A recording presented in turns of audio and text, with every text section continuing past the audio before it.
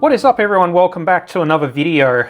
I know it's been a long time again since the last one. Had a pretty bad run of luck. I had an NVMe drive die on me and that was my primary editing, scrubbing drive.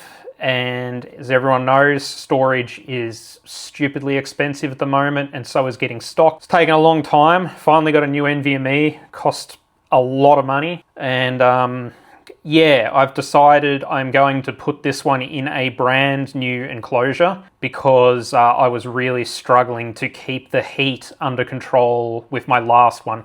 That is not what killed it. I'm not blaming UGREEN or anyone else. The drive just died because of old age, lots of editing, I'm not sure. But I was using this UGREEN one before and it's supposed to be the bee's knees and it's Thunderbolt 4 I think it was, and look, it did the job, but this thing, I had this disconnect on me quite a few times while in the middle of rendering, which basically can corrupt an entire video, so I'm not taking the chance with this thing anymore. We have a brand new one now, also from UGREEN, but this is not sponsored or anything. I just thought I'd do a quick video assembling it because the instructions are pretty garbage and there's a few things that sort of catch you out with it. But we have a brand new Thunderbolt 5 enclosure that is really heavy. It's got nice ridges on it to dissipate heat, and you can just sort of sit it vertically, which is quite nice. Probably can't see that from overhead. I really like the design of this as well. It's really nice. So I just thought I'd do a quick video assembling this thing because I had a look online and there was not much information on this, and we'll see if this thing actually can keep a 7 gigabyte a second SSD under control, and yeah, go from there. So let's get started. Right, so let's get this SSD swapped over. I'm not going to be completely sort of idiot's guide with this. I sort of expect people to know how to remove an NVMe drive, hopefully, and they do provide instructions as well. This is more focused on doing it right, I guess, because they leave a few gaps in the manual. So, you should know how to remove the one screw on your NVMe drive and slide it out of the holder. And we're going to just sort of transplant that over to the new one because that's what I want to really focus on. So yeah, pop the screw in your little groove there, angle it up, seat it in, and drop it down. They do include tools with this new enclosure, but I've got my own tools. Nice. Now, the concerns I have. So they include 2 thermal pads with this enclosure, and I thought, oh great, they give you a spare thermal pad in case you want to swap out a drive again later or something. No, and this is not mentioned in the manual at all. These are actually different thickness thermal pads if you look at it there, and I think you should be able to see it, hopefully. And if I take some measurements, I'll just prove it to you for video's sake that I'm not BSing you. So this is 1.64, but it has the plastic on it still, so that would be 1.5 millimeter thermal pad. And the other one, so that's a 1 mil thermal pad. And I'm like, right, so you look at the instructions, remove the cover. It's only 2 screws. I didn't cover that. Put in your, remove the screw in the holder, put in your NVMe SSD. And then it goes down to here and it says, take the protective film off the thermal pad and install it. And I'm like, okay, but what pad are you supposed to use? And it's quite hard to judge depending on your feel for these sorts of things, like what you think is normal. So, I took the 1 mil pad first and I'll just sit that on there. Just remember to take the film off as well. And I'm like, okay, this is sticking up quite a bit, and there is quite a bit of pressure on the drive. I can feel it. And you can see the angle there. And yeah, so then I tried the 2 millimeter one, and obviously things are going to be worse.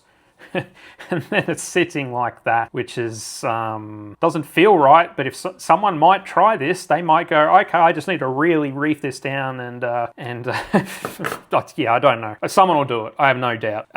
So what I ended up doing, which I thought I would just show everyone how I check my drive here. So I basically got a set of calipers here, my Michitoyos, and I checked from there's a pointy thing, from the frame here down to the PCB, and from the top of the SSD down to the PCB. So we are looking on the metal frame. I checked this in a few spots earlier. So yeah, it's about 5 millimeters all the way around here, which the reason I wanted to know that is because that's what this metal plate is going to compress down against.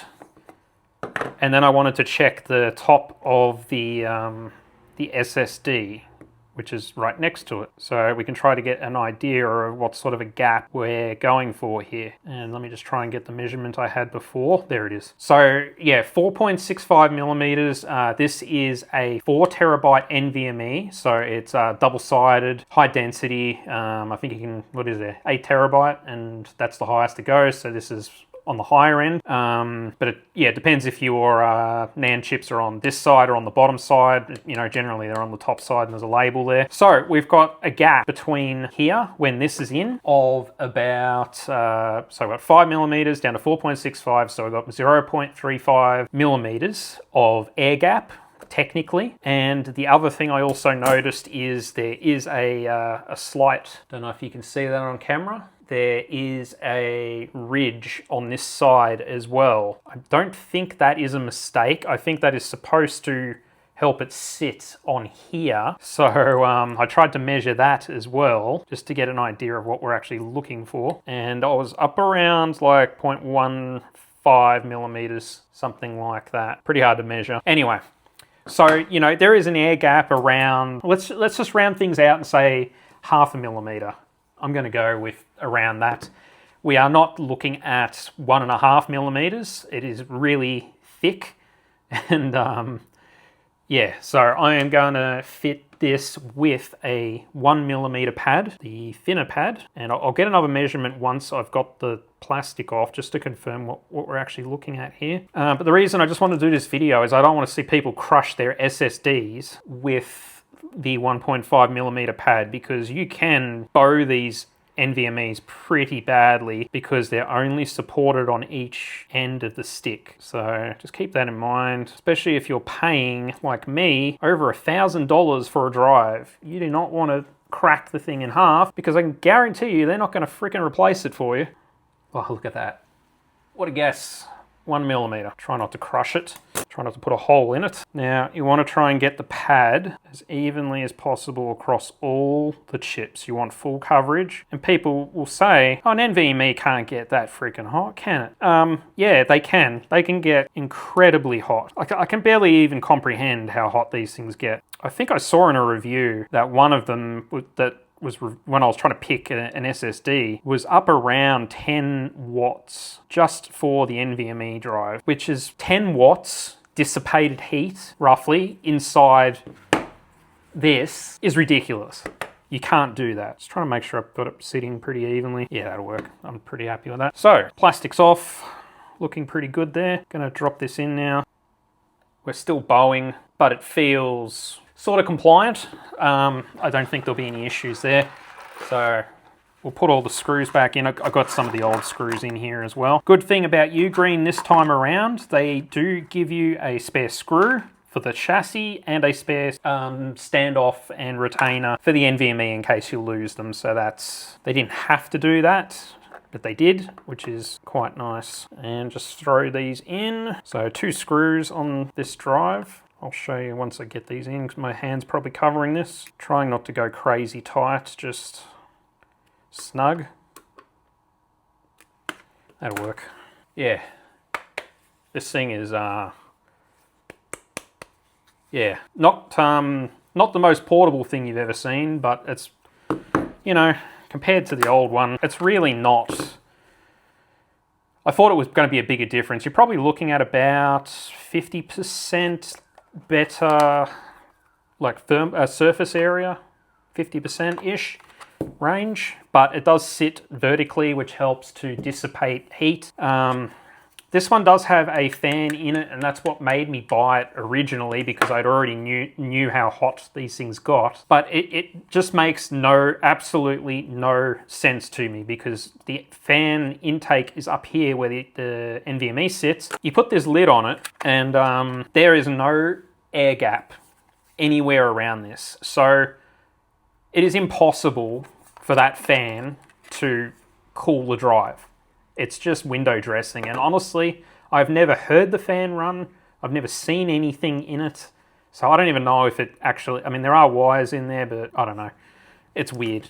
I don't understand the purpose of it. And I had been looking for months, literally months, to find an enclosure that is big. I didn't care how big it was as long as it kept the drive cool. So yeah, there it is. I'm going to hook it up to my laptop, and we've got a new cable here as well because this is Thunderbolt 5 approved.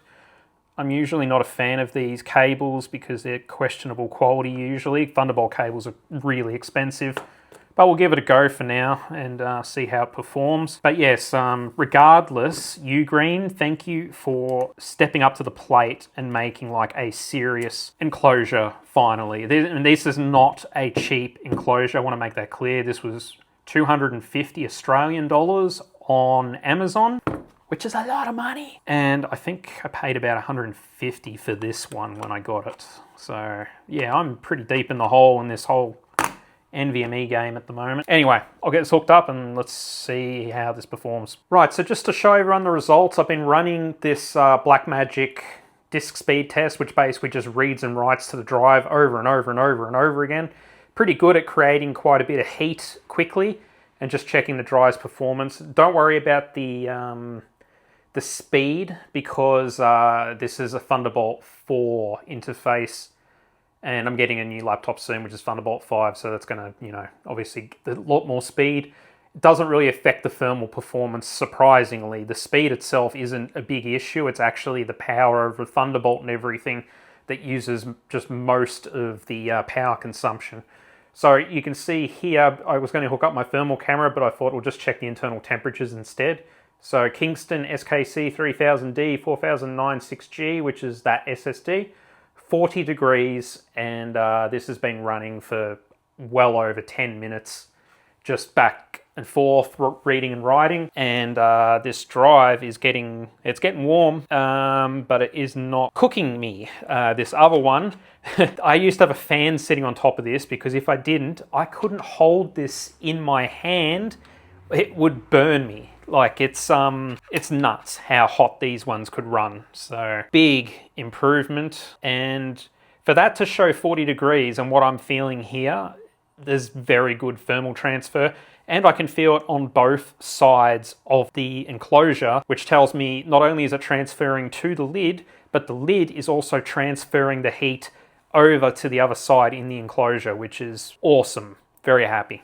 So there we are, everyone. I hope this helps out a few people who have shared my struggles with external NVMe SSDs. I know all the PC people out there will be saying, "I'll just throw it in your computer." Well, I live in the Mac world, so Thunderbolt is about the only way to do it. And I cannot stress this enough when it comes to Final Cut Pro and quite a few other editing platforms, that you cannot have an NVMe just randomly drop out on you while it's post-processing or doing proxy media or whatever. I have corrupted projects that I've put weeks into in the past, and it is so frustrating, and I'm hoping this drive will solve those problems for me. At the moment, it will not be a thermal problem if it disconnects. I'll report back if I run into any issues with it at all. Like I said, not sponsored, and I don't believe in most of that crap anyway. I just will share my thoughts and try and help people out if I think there's a worthy product on the market that can really shake things up. So this one's coming with me, and I will see you in the next video, and I can hopefully get back on track and get some serious content out again. Thanks everyone for watching. See you next time.